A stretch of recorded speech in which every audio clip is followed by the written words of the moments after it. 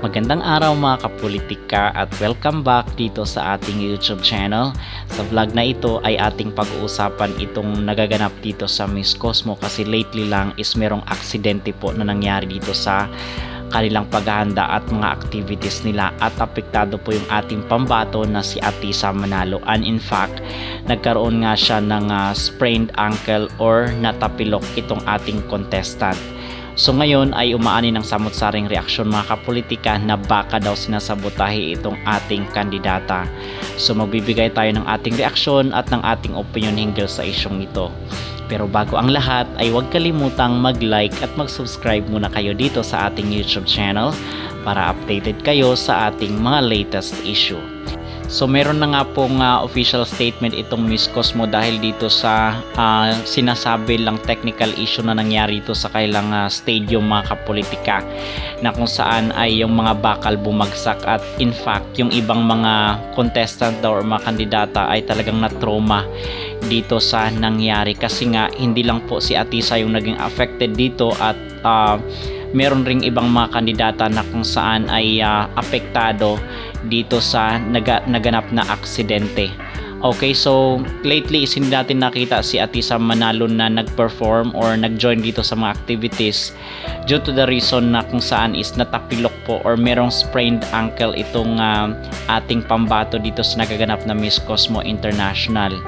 Okay, so dahil sa nangyaring ito ay hindi tuloy maiwasan na kung saan ay umani ng samot-saring reaksyon itong naganap na aksidente dito sa kanilang stadium. Ang sabi pa nga ng ilan mga kapolitika ay bakit ganito na lang kapabaya, kasi nung una is merong kandidata na muntikan ng masubsob doon sa kanilang runway kasi nga hindi maayos yung pagkagawa. Okay, at the same time mga kapolitika, meron rin kasing mga nagsasabi na affected daw ng weather itong kanilang beauty pageant, kung kaya minsan ay paiba-iba sila ng mga venue. So ito yung mga lumalabas na issue ngayon.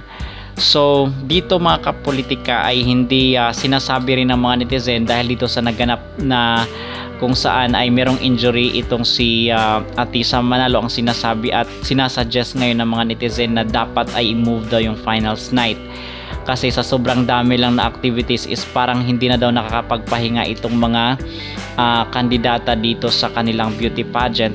At agree rin naman tayo na kung saan nakikita natin na parang araw-araw silang may activities at talagang paiba-iba sila ng venue. So marami po sa ating mga supporters at mga netizen na kung saan bakit sobrang dami daw ng activities sa mga kandidata at pabaya daw yung yung management dito sa Miss Cosmo International. At the same time yung sinasabi ng mga netizen na baka sinasabotahin na itong si Atisa Manalo dahil isa siya sa mga frontrunner ng sinasabing beauty pageant.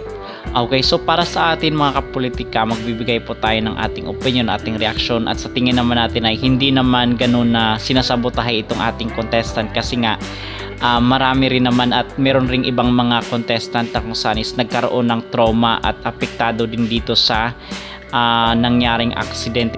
But on the other hand naman is meron naman ng paliwanag at meron ng official statement rin itong si Atisa, nang sabi niya ay okay na daw siya. So ibig sabihin ay baka makikita natin siya dito sa mga next na mga activities ng Miss Cosmo International.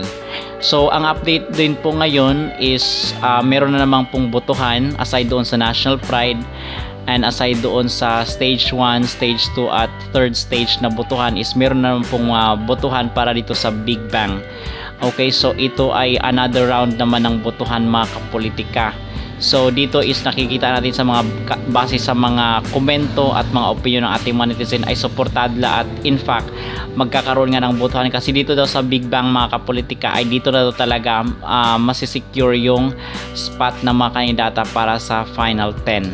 Okay, so we hope na kung saan ay suportahan na lang po natin itong si Atisa Manalo. At mga kapolitika, kung hindi man po tayo makapagboto ay yung moral support na lang po dito para sa ating kandidata para sa Miss Cosmo International. Nagaganapin po yan sa October 5. Okay, so ano ang inyong masasabi dito sa sinasabi ng netizen na baka daw sinasabotahin na itong ating kandidata kung kaya nagkaroon ng injury?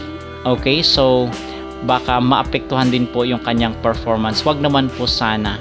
Huwag kalimutang mag-like at mag-subscribe muna kayo dito sa ating YouTube channel para updated kayo sa ating mga latest issue.